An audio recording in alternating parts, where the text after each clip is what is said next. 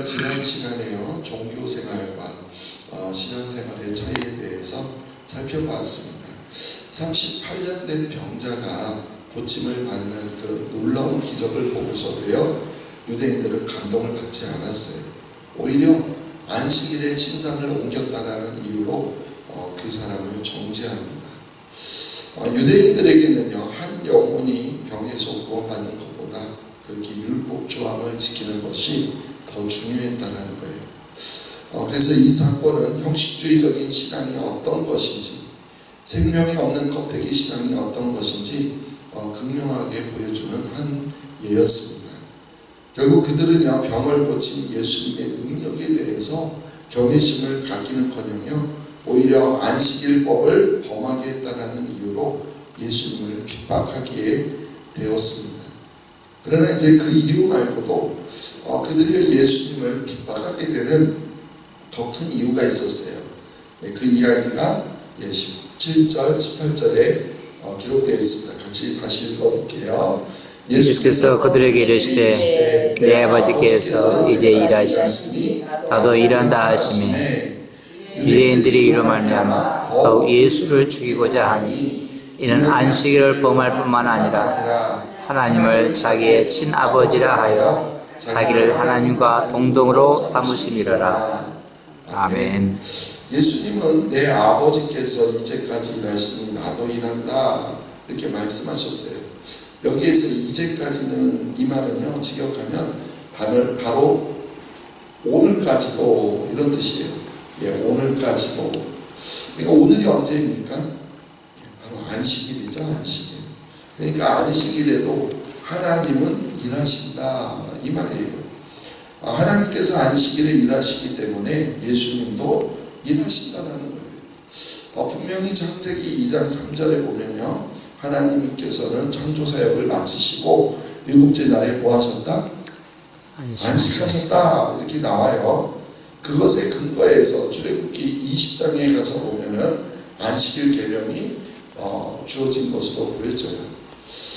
그런데 예수님은 지금 안식일에도 하나님은 일하신다 이렇게 말씀하고 있다는 거예요. 여기에서 우리는요 하나님의 안식은요 우리 사람들의 휴식과는 전혀 다른 차원의 것임을 우리가 알 수 있습니다.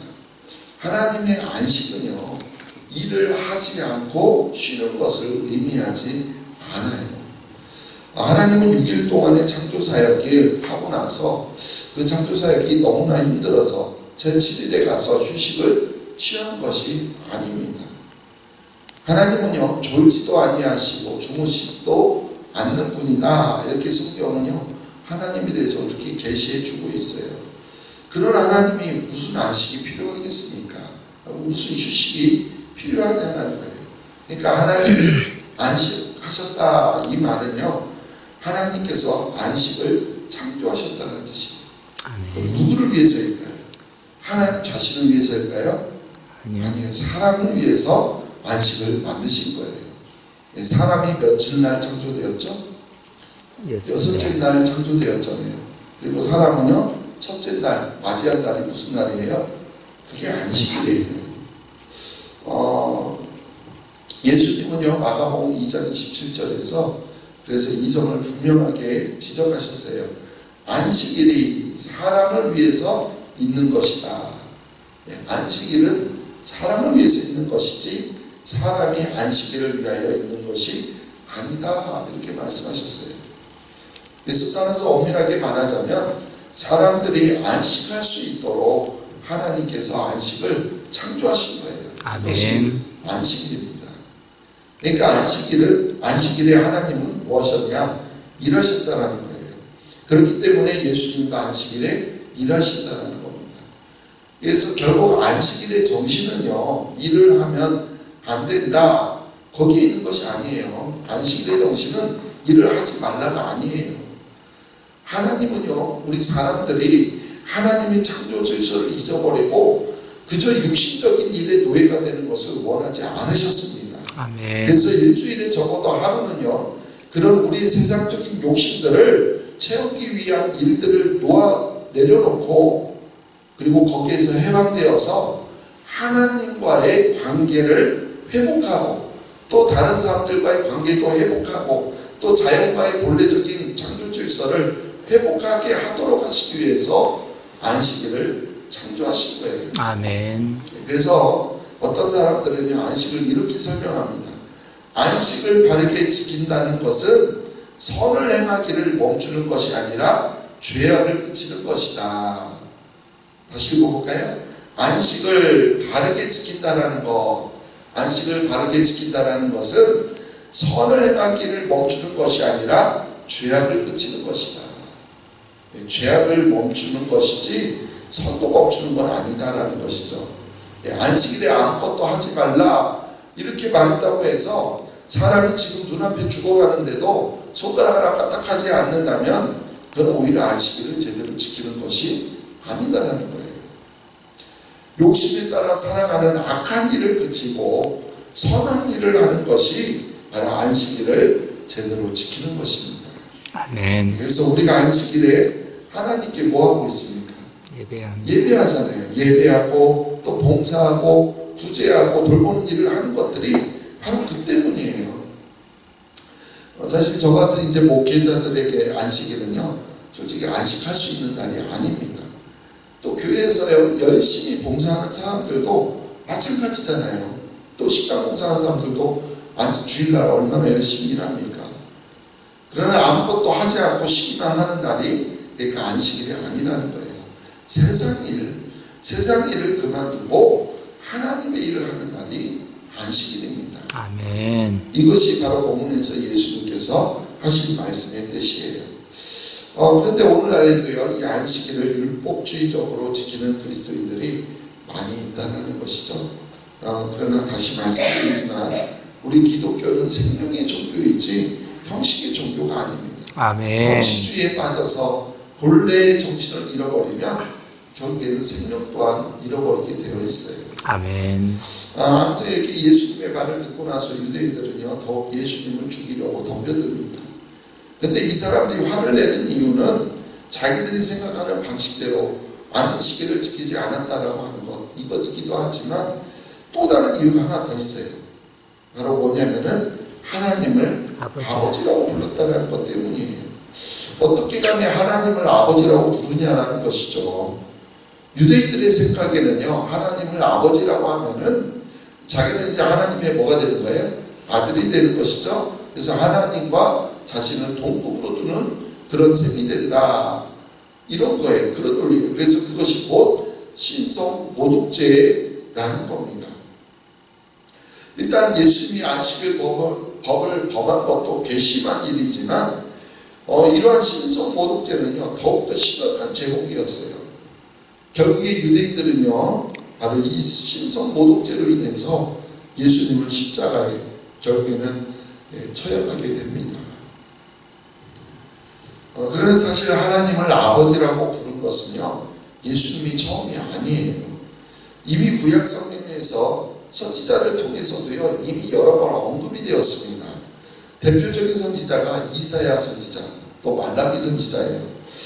이사야 63장 16절인데요. 제가 읽어볼게요. 주는 우리 아버지시라. 하나님은 우리 아버지시라. 아브라함은 우리를 모르고 이스라엘은 우리를 인정하지 아니할지라도 여호와여 주는 우리의 아버지시라. 여호와여 주는 우리의 뭐라고요? 아버지시라. 이렇게 이사야 선지자가 말했어요. 말라기 2장 10절은요. 우리는 한 아버지를 가지지 아니하였느냐? 한 하나님께서 지으신 바가 아니냐? 우리는 모두 다 한 아버지를 가지고 계신다. 하나님이 우리 아버지시다. 이런 고백이죠. 물론 예수님과 하나님과의 관계는요, 이런 이사야나 말라기 선지자가 하나님을 아버지라고 말하는 관계하고는 질적으로 큰 차이가 있어요. 왜냐하면 예수님은 실제로 하나님의 독생자이시기 때문이죠. 그러나 하나님을 아버지라고 불렀다라는 이유로 예수님을 신성 모독죄로 몰아붙인다면 그것은요, 유대인들 스스로 자신들이 믿는 성경을 부정하는 그런 모순에 빠지게 되는 꼴이 되고 마는 겁니다. 그렇게 선지자들도 하나님을 아버지라고 했잖아요. 그러니까 결국에는 그 성경 자체를 부정하는 모순에 빠진 거죠. 자, 예수님은 계속해서 이제 하나님과 자기 자신을 아버지와 아들의 관계로 자세하게 설명해 주시죠. 우리 먼저 19절, 20절 읽어볼게요. 그러므로 예수께서 그들에게 이르시되 내가 진실로 진실로 너희에게 이르노니 아들이 아버지께서 하신 일을 보지 않고는 아무것도 스스로 할 수 없나니 아버지께서 행하시는 그것을 아들도 그와 같이 행하느니라. 아버지께서 아들을 사랑하사 자기가 행하시는 것을 아들에게 보이시고 또 그보다 더 큰 일을 보이사 너희도 놀랍게 여기게 하시리라. 아멘. 우선 아들은요 아무것도 스스로 할 수 없다 이렇게 말씀하시죠. 아버지의 뜻과 상관없는 일을 아들은 할 수 없다라는 거예요. 그래서 하나님 아버지가 하시는 일을 아들도 행한다는 것이죠. 그것이 바로 아버지와 아들과의 관계입니다. 예수님께서 그렇기 때문에 이 세상에 오셔서 행하신 모든 일들은 이미 다 누가 보여주신 일들이에요? 하나님 아버지께서 다 보여주신 것들이에요. 하나님 아버지께서 지금까지 행해 오시던 일들이라는 거예요. 이처럼 예수님은 하나님의 아들로서 아버지의 일을 할 뿐이다 라는 것이죠. 이 말씀은 우리들에게도요 아주 중요한 신앙의 자세를 가르쳐 줍니다. 우리들도 하나님을 뭐라고 부르시죠? 아버지라고 불러요. 아버지라고 고백하며 기도합니다. 하나님 아버지, 아버지 하나님 이렇게 우리가 고백하잖아요. 그래서 예수님은 제자들에게 하나님을 아버지로 소개해야 한다라고 가르치셨어요. 그래서 예수님이 가르쳐 주신 기도문은 또 보면은 처음에 어떻게 시작하죠? 하늘에 계신 우리 아버지요. 그렇게 기도하라고 가르쳐 주셨어요. 이처럼 우리들은요 예수님처럼 하나님과 부자관계를 가질 수는 없지만 그러나 얼마든지 이렇게 예수님이 가르쳐 주신 것처럼 영적인 의미에서는 우리도 하나님과 부자관계에 들어갈 수 있다는 거예요. 그렇다면 하나님은 우리의 아버지시고 우리는 하나님의 자녀들이라고 한다면 마찬가지 우리도요 하나님 아버지의 뜻과 상관없는 일을 해서는 안 된다는 거예요. 바로 이 말씀을 통해서 우리가 우리의 신앙의 자세를 알게 돼요. 우리가 하나님을 아버지라고 고백한다면 아들은 아버지 행하는 일 외에는 아무것도 할 수 없다라고 했잖아요. 우리가 하나님을 아버지라고 부르면서 여전히 내 자신의 고집대로 살아가고 내 욕심을 따라서 살아간다면 그거는요 앞뒤가 맞지 않는 이야기예요. 그러나 진정으로 아버지와 아들의 관계 속에서 하나님의 뜻을 구하면서 살아가면 부족한 우리를 통해서도 하나님은 큰 일을 이루실 수 있습니다. 아멘. 자, 큰 일이 무엇일까? 우리 21절로 24절 읽어보겠습니다. 아버지께서 죽은 자를 일으켜 살리심까지 아들도 자기가 원하는 자들을 살리느니라. 아버지께서 아무도 심판하지 아니하시고 심판을 다 아들에게 맡기셨으니 이는 모든 사람으로 아버지를 공경하는 것 같이 아들을 공경하게 하려 하심이라. 아들을 공경하지 아니한 자는 그를 보내신 아버지도 공경하지 아니하느니라. 내가 진실로 진실로 너에게 이르노니 내 말을 듣고 또 나 보내신 이를 믿는 자는 영생을 얻었고 심판에 이르지 아니하나니 사망에서 생명으로 옮겼느니라. 아멘. 엄청난 말씀이 선포되어지고 있죠. 자, 유대인 랍비의 속담에요 이런 말이 있어요. 하나님의 손에는 다른 어떤 대리자들에게도 부여하지 않는 세 개의 열쇠가 있습니다. 그것은 비를 내리는 열쇠, 하늘의 비를 내리는 열쇠, 그리고 여자의 태를 여는 열쇠, 그리고 죽은 자를 살리는 열쇠.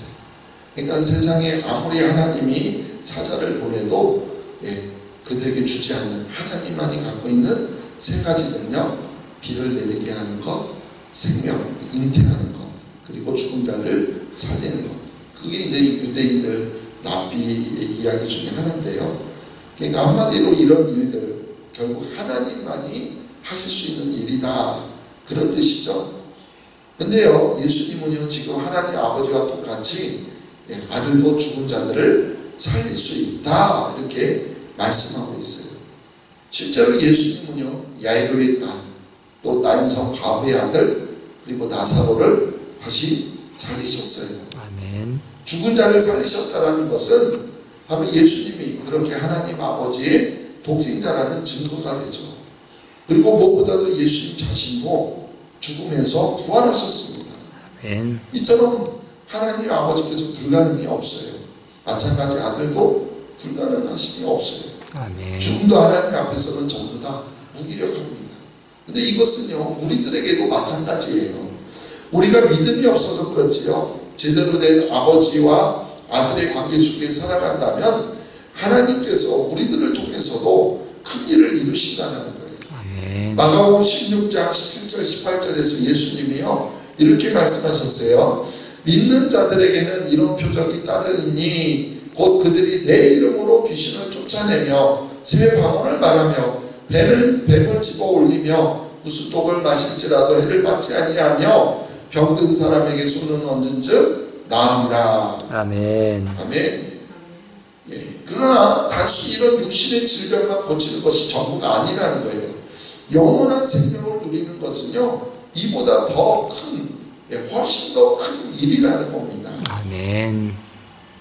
또한 하나님과 예수님과의 부자 관계에서 우리가 주목하게 되는 것은요 22절을 보면 아버지께서 아들에게 뭐를 맡기셨다고요? 심판. 심판을 맡기셨다는 거예요. 아버지께서 심판을 다 아들에게 맡기셨다는 거예요. 하나님은 심판하실 권리가 있으시죠. 근데 아무도 심판하지 않으시고 그 심판을 누구에게 맡기셨다고요? 아들에게 맡기셨다는 거예요. 자, 그런데 실제로 아들이신 예수님께서는요 이 땅에 오셔서 행하신 것은 그 아버지가 맡기신 심판이 아니었습니다. 오히려 영생의 기회를 주는 것이었죠. 내가 24절 볼까요? 다시 읽어볼까요? 내가 진실로 너에게 이르노니 내 말 듣고 또 나 보내신 이를 믿는 자는 영생을 얻었고 심판에 이르지 아니하나니 사망에서 생명으로 옮겼느니라. 심판의 권한을 모두 아들에게 줬는데 아들은 심판하지 아니한대요. 오히려 사망에서 생명으로 옮기신대요. 예수님에게 심판하실 권리가 없거나 능력이 없어서가 아니라는 거예요. 바로 예수님은요 아버지의 뜻을 너무나 잘 알기 때문에 그래서 심판하지 않으신 거예요. 하나님이 세상을 이처럼 사랑하사 독생자를 주셨으니, 하나님 아버지가 세상을 얼마나 사랑하시는지 아들은 잘 알고 있었다는 거예요. 그렇기 때문에 심판의 권한이 있었지만 심판하지 않고 사망에서 생명으로 옮기는 기회를 준 것입니다. 그러나 누구나 다 똑같이 다 옮겨진 건 아니죠. 아무나 영생을 얻게 되는 건 아니라는 거예요. 어떤 사람이라고 말하고 있어요? 하나님을 믿고 나 보내신 이를 믿는 예, 내 말을 듣고 또 나 보내신 이를 믿는 자. 누구에게 준다고요? 내 말을 듣고 또 나 보내신 이를 믿는 자에게 이 영생, 심판은 아니고 생명으로 옮기는 기회를 주신다는 거예요. 구약에서 자주 사용되는 단어 중에 하나가 청종이죠. 청종. 청종은 듣고 뭐 한다는 거예요? 따른다. 순종한다는 뜻이죠. 근데 신약에서는요, 듣고 믿는다 하고 이 말이 강조돼요. 내 말을 듣고 나 보내신 이를 뭐 하는 자? 믿는 자. 믿는 자. 듣고 믿는다가 신약으로 강조되고 있어요. 그렇습니다. 말씀을 듣고 믿으면 영생을 얻습니다. 아멘. 믿음은 들음에서 난다라고 그랬죠. 믿음은 들음에서 나는 거예요. 근데 어떤 사람들은요 말씀을 듣기는 하는데 믿지 못하는 경우가 있어요. 아무리 들어도요 믿지 못하면 결국 구원의 역사가 일어나지 못합니다. 듣고 믿고 순종해서 따라야 한다는 거죠. 그래서 듣고 믿을 수 있는 기회가 있을 때 우리가 그 기회를 잡아야죠. 그래서 또 듣고 믿을 수 있도록 그 기회를 주시기 위해서 예수님은 심판의 권리를 사용하지 않으신 거예요. 권리를 포기하신 것이죠. 바로 이것이야말로 가장 위대한 능력이요, 가장 큰 힘이라는 거예요. 죽일 수 있지만 죽이지 않고 용서하고 생명을 주는 것, 바로 이 사랑으로 예수님께서 인류를 구원하신 겁니다. 아멘. 우리 계속해서 25절로 이제 마지막 29절까지 읽어볼게요. 진실로 진실로 너희에게 이르노니 죽은 자들이 하나님의 아들의 음성을 들을 때가 오나니 곧 이때라. 듣는 자는 살아나리라. 아버지께서 자기 속에 생명이 있음 같이 아들에게도 생명을 주어 그 속에 있게 하셨고 또 인자됨으로 말미암아 심판하는 권한을 주셨느니라. 이를 놀랍게 여기지 말라. 무덤 속에 있는 자가 다 그의 음성을 들을 때가 오나니 선한 일을 행하는 자는 생명의 부활로 악한 일을 행하는 자는 심판의 부활로 나오리라. 아멘. 우리는 부활 사건이 먼 훗날 예수님의 재림과 더불어 일어날 것이라고 믿습니다. 근데 나사로의 부위 마르다도 그렇게 믿었어요. 예수님께서 마르다에게 오빠 나사로가 다시 살 것이라고 말씀하시자 마지막 날 부활에는 다시 살아날 줄 압니다, 이렇게 대답했잖아요. 그러나 예수님은 그 자리에서 나사로를 부활시켰어요. 오늘 본문에서도 예수님은요, 죽은 자들이 하나님의 아들의 음성을 들을 때가 오나니 곧 뭐라고 그래요? 이때라고 말씀하세요. 이때라고. 부활 사건은 먼 미래에 일어날 막연한 기대가 아니라는 겁니다. 바로 지금 일어난다는 거예요.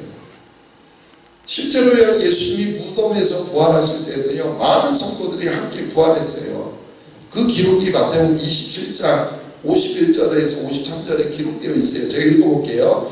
이에 성소 휘장이 위로부터 아래까지 찢어져 둘이 되고 땅이 진동하며 바위가 터지고 무덤들이 열리며 자던 성도의 몸이 많이 일어나되, 자던 성도, 죽었던 사람을 말하는 거잖아요. 죽었던 성도들의 몸이 많이 일어나되, 부활하되 예수의 부활 후에 그들이 무덤에서 나와서 거룩한 성에 들어가 많은 사람에게 보이니라. 부활한 걸 이야기하고 있잖아요. 그러니까 예수님만 부활하신 것이 아니에요. 그때 이미 엄청난 부활 사건이 일어난 겁니다. 이런 사건들을 통해서 예수님은 부활이 그냥 이랬으면 좋겠다라는 막연한 기대가 아니라 실제로 확실하게 일어날 사건임을 분명하게 보여주고 계시는 거예요. 근데 이제 장차 있을 부활은요, 두 가지 종류라고 말씀하세요. 그 두 가지가 뭡니까? 29절에서 나오죠. 하나는 생명의 부활이고요, 하나는 심판의 부활이에요.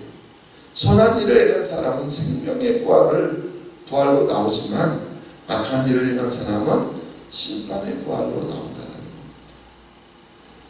그러니까 선한 일을 한 사람만 부활하는 것이 아니라 악한 일을 행한 사람도 모두 다 뭐하게 된다는 거예요? 부활하게 된다는 거예요. 그리고 그 이후에 뭐가 있는 거예요? 심판이 있다는 겁니다. 심판의 기준은요, 선한 일과 악한 일이에요. 그래 여기서 선하다 악하다 하는 것은요, 착하게 살았다, 도덕적으로 선행을 많이 했다, 그런 뜻이 아니에요. 이미 앞에 24절에서 그 기준이 언급되어 있어요. 그 기준이 뭐예요? 믿고 듣고 믿는 거예요. 듣고 믿는 거. 듣고 믿는 자는 생명의 부활. 예수님의 말씀을 듣지 않고 믿지 않는 자는 심판의 부활로. 예수님의 말씀을 들었어도 믿지 않는 자는 무슨 부활이야? 심판의 부활. 이는 그를 믿는 자마다 멸망하지 않고 영생을 얻게 하려 하심이라. 우리는요, 행위가 아니라 믿음으로 구원을 받습니다. 아멘. 나는 부활이요 생명이니 나를 믿는 자는 죽어도 살겠고 무릇 살아서 나를 믿는 자는 영원히 죽지 아니하리니 이것을 내가 믿느냐. 우리도 말씀을 듣고 그대로 믿으면 생명의 부활을 하게 될 줄로 믿습니다. 아멘. 그러나 아무리 들어도 믿지 않으면요, 심판의 부활이 기다리고 있습니다. 여러분 만약에 죽음이요 심판을 받은 것이라고 한다면 차라리 괜찮을지도 모릅니다. 왜냐하면 죽음으로 끝나니까 그렇죠. 그러나 죽음으로 끝나지 않는다는 거예요. 믿지 않는 사람들도 부활하고 악한 사람들도 부활하게 되는데 그때 가서 진짜 영원한 심판을 받게 된다는 거예요. 그래서 두려운 겁니다. 그냥 죽음으로 끝난다고 하면은 두렵지도 않을 거예요. 자, 그렇다면 우리는요, 이 두 개의 부활 중에서 어떤 부활을 하게 될 것 같습니까? 이제 말씀을 정리하겠습니다. 오늘 하나님과 예수님의 그 아버지와 아들의 관계에 대해서 함께 우리가 묵상했는데요. 아들은 아버지의 뜻과 상관없이 일하지 않는다라고 했어요. 아멘. 그것이 제대로 된 부자 관계라고 했어요. 마찬가지 우리도 그래서 하나님의 아들이라고 한다면 우리 일을 하는 것이 아니라 하나님의 일을 해야 됩니다. 그리고 아들도 아버지처럼 그래야 큰 일을 행할 수 있다는 거예요. 그리고 아버지는 아들에게 심판할 수 있는 특권을 주었지만 아들은 그것을 오히려 구원하는 생명의 기회로 사용했다는 거예요. 이것이 바로 이 세상을 사랑하시는 하나님 아버지의 마음이라는 것이죠. 그래서 예수님의 말씀을 듣고 믿는 자는 누구나 다 구원을 받을 수 있는 길이 열리게 된 겁니다. 그렇다고 해서 모든 심판이 사라진 것은 아니라고 했어요. 장차 모든 사람이 다 구원하게 되는데 그때 어떤 사람은 생명의 부활로 어떤 사람은 심판의 부활로 나오게 된다. 이렇게 말씀하고 있습니다. 그리고 이것은 지금 우리에게 주어진 삶 속에서 예수님을 믿느냐 믿지 않느냐 이것으로 결정된다는 거예요. 그렇기 때문에 우리도요 혹시라도 귀에가 지나가기 전에 열심히 말씀을 듣고 그리고 듣고 끝나는 것이 아니라 열심히 예수님을 믿게 될 수 있게 되기를 바랍니다. 아멘. 그래서 우리 모두가 다 생명의 부활에 동참하는 그런 우리 모두가 되시기를 간절히 주님의 이름으로 축원합니다. 아멘. 아멘.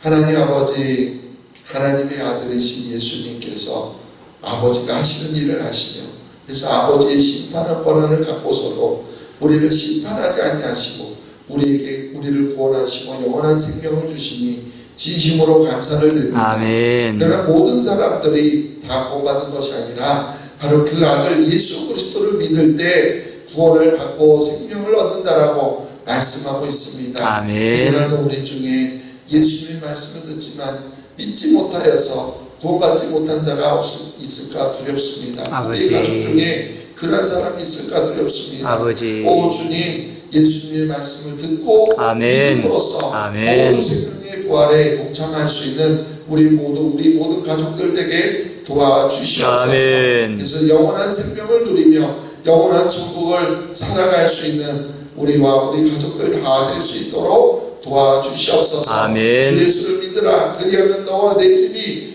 구원을 얻으리라 말씀하신 것처럼 아멘.